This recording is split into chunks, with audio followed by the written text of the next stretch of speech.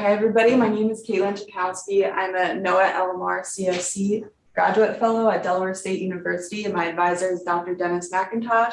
And today I'm going to be talking to you about my thesis proposal, the efficacy of two disinfectant technologies for use in post-harvest treatment of oysters. So just for It's just a little bit slow. I was just Or I think you can just. Okay. Yeah, and the top button on that clicker turns it on and off, so it may also just be off. It automatically goes off at some point. there you go. Yay. Oh, no.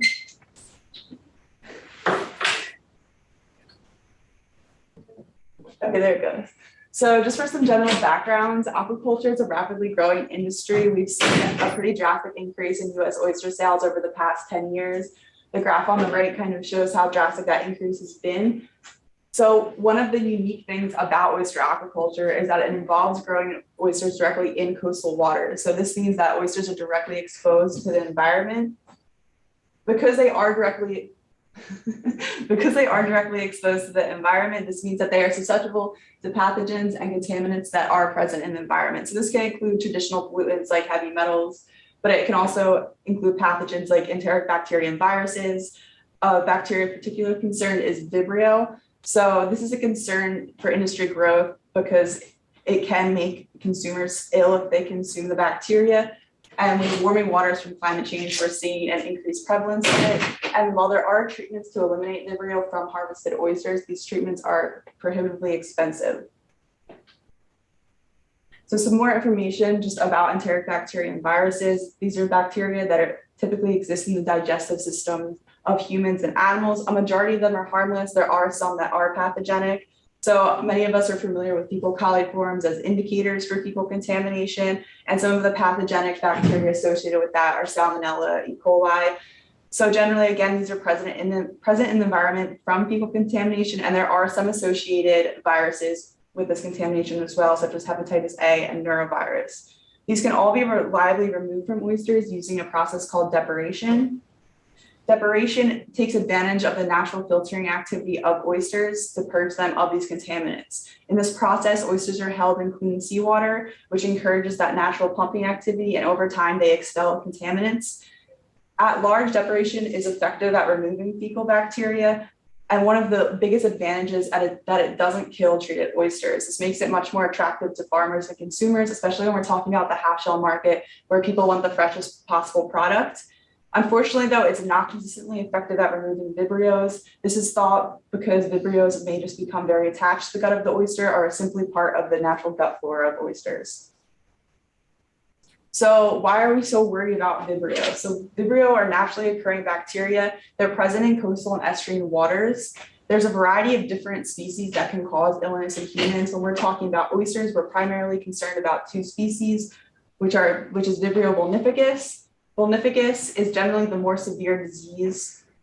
It's much less common. And Vibrio parahemolyticus is the more common variety, but it causes much more mild disease. So generally, these two present when consumed via oyster. They can present with gastrointestinal illness. It can be contracted other ways, such as the handling of raw seafood or environmental exposure. Disease via exposure this way does not present usually to gastrointestinal. And we are seeing an expansion of both range and seasonality of Vibrio. And the incidence of Vibrio illness has been increasing since 1996. So the graph over to the side, this is data obtained from the CDC, cholera, and other Vibrio illness surveillance system. And it shows the cases of vulnificus and parahemolyticus over the past about 10 years or so. And you can see that there's been a pretty drastic increase in the occurrence of these diseases in humans.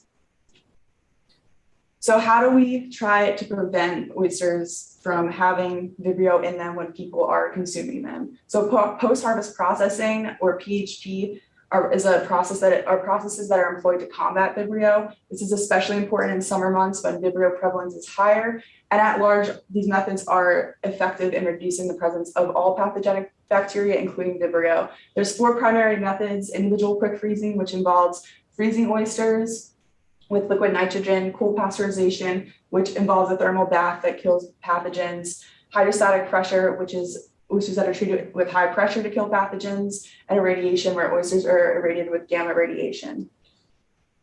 So despite the effectiveness of these treatments, there are some major issues associated with it.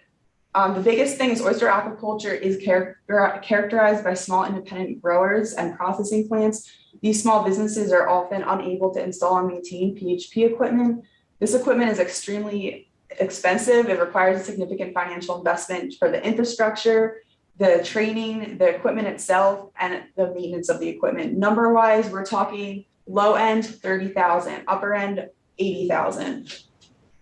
And there are centralized facilities, especially for irradiation, which is one of the more expensive methods, but there's a limited number of these facilities. Growers still need to be able to transport their own goods to access them. And these facilities can only exist in areas that have enough shelf stock and product volume to be sustainable. There's also some other misconceptions that surround PHP. People generally don't like to hear that their food's been irradiated. Radiation scares people. Even though it's a very effective treatment, a lot of people just don't want food that's been treated with irradiation.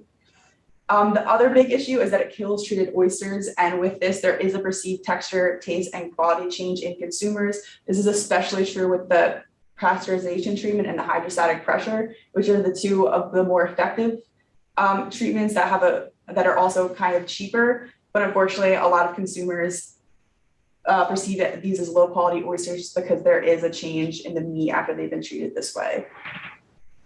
So how do we solve some of these issues that exist with post-harvest treatment? So we need to be able to address the needs of small independent farmers while also providing effective treatments for bacteria and Vibrios. We know that farmers and consumers prefer live oysters. So in order to fill this gap, I'm using two already existent and readily available technologies to enhance traditional deparation to ideally be effective against both enteric bacteria and Vibrios. So very quickly, I'm going to go over my two pieces of technology. The first is the Pyradine Photocatalytic Oxidation Air System, or PPCO. This is a product that uses the reaction of UV light with a substrate that's coated in titanium dioxide to create free radicals. The primary free radical is ozone. It's been validated to be effective on pathogenic microbes and viruses. We know that ozone is an oxidative gas that has a high disinfectant potential, and it's already an established disinfectant agent in aquaculture, and it can be applied to a variety of different organisms. It does have to be applied carefully because it's a very powerful disinfectant. It can harm live organisms, but largely these effects depend on the organisms in the system, your exposure and dosage time, and the system setup itself. The next piece of technology is the Pyradine water technology, or PWT. So this is a magnetochemistry treatment that produces nanobubbles. These nanobubbles are thought to stress microbes primarily through this disruption of the sodium potassium pumping and electrolyte activity. And it has been validated that a combination of nanobubbles and ultrasound was effective in reducing Vibrio parahemolyticus concentrations in vitro. So my materials and methods and my general setup for my project, I have 4 recirculating aquaculture systems, or RASes. They're 100 liters each. They're all sitting in a common 2,000 liter tank. So that's that image to the far side. That's my common tank with the 4 smaller tanks sitting in it. Each RAS is equipped with a mag drive pump with 2-step filtration. And my treatments are PPCO, PWT, and PPCO and PWT combined. And I'm using UV disinfection as my control. So this image is our PPCO system. This one is the PWT. That silver column is the PWT unit. And my main objective right now is really what I've been working on is my first objective. I'll go into more details later why we're kind of stuck on that first objective, but the primary objective is we want to find a dose response curve of all our technologies and measure that optimal output and what conditions in our RAS get us to optimal output. So I'm measuring ozone using the indigo method, and I'm measuring the output for the PWT technology with millivolts with the voltmeter. So you're going to be modifying RAS conditions so we can find that, that optimal output. So I'm going to be sticking to ranges that are favorable to live oysters and manipulating salinity, temperature, and flow. Once this is achieved, we're going to move on to objective 2, where we'll be measuring bacterial activity response to the technologies. So I'm going to be using a hydrogen peroxide decomposition assay to determine microbial activity. In this assay, microbial activity is based off the rate of degradation of the hydrogen peroxide. My parameters in this objective are going to be based on what we found in objective 1, because we will be sticking to the points of optimal output.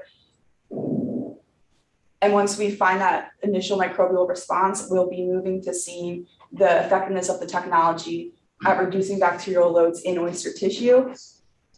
So we'll be sticking to testing for coliforms for this, and we'll be taking tissue samples of oysters every 24 hours, along with measuring our general water quality and equipment output.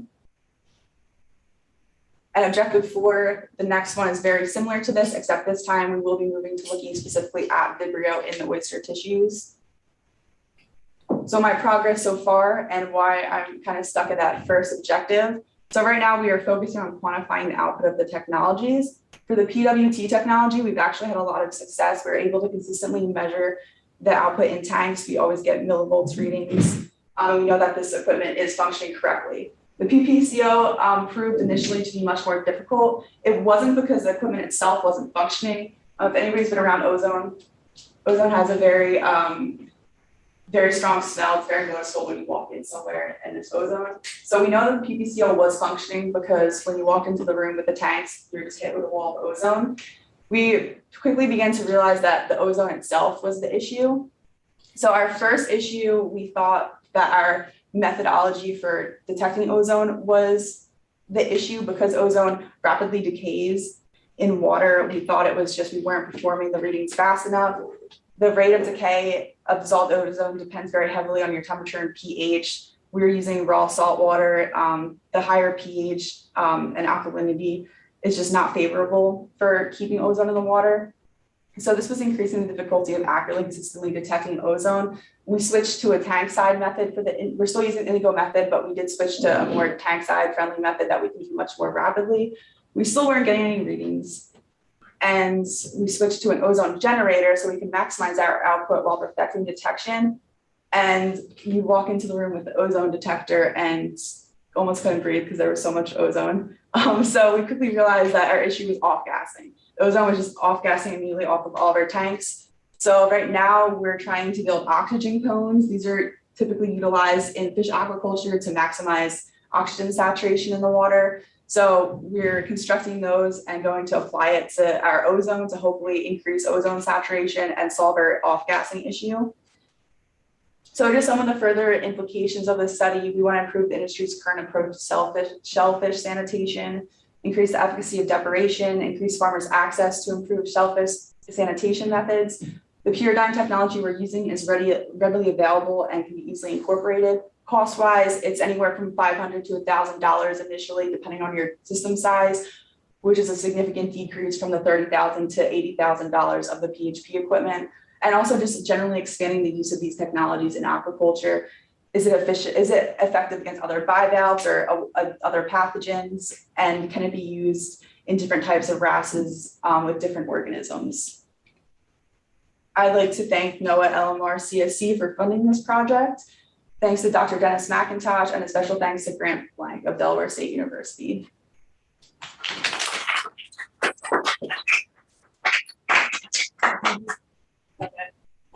Any questions?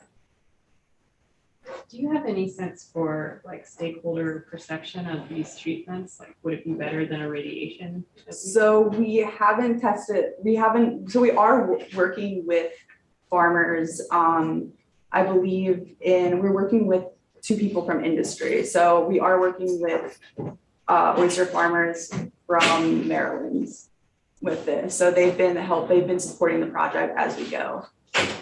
So they're definitely interested in incorporating it into their products. And consumers? We haven't, so we don't suspect that it will, because it is so similar to typical deparation, we don't suspect there will be any issues with consumers, and we don't foresee a change in like texture or anything. Literature suggests that oysters are fairly resistant to some of the harm that ozone can cause. So we're pretty confident that it's not going to be an issue, hopefully, but we really aren't far enough to say for sure. Okay, that's great.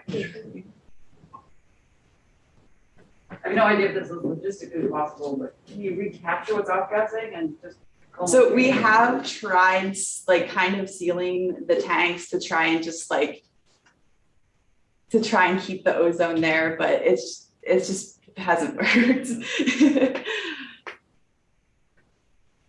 Maybe time for one more? Yeah, go ahead. Yeah. Any thoughts on doing like a blind taste test comparison between methods after the fact? Yeah, I think that is- Beneficial for selling to stakeholders. That is something I think we are.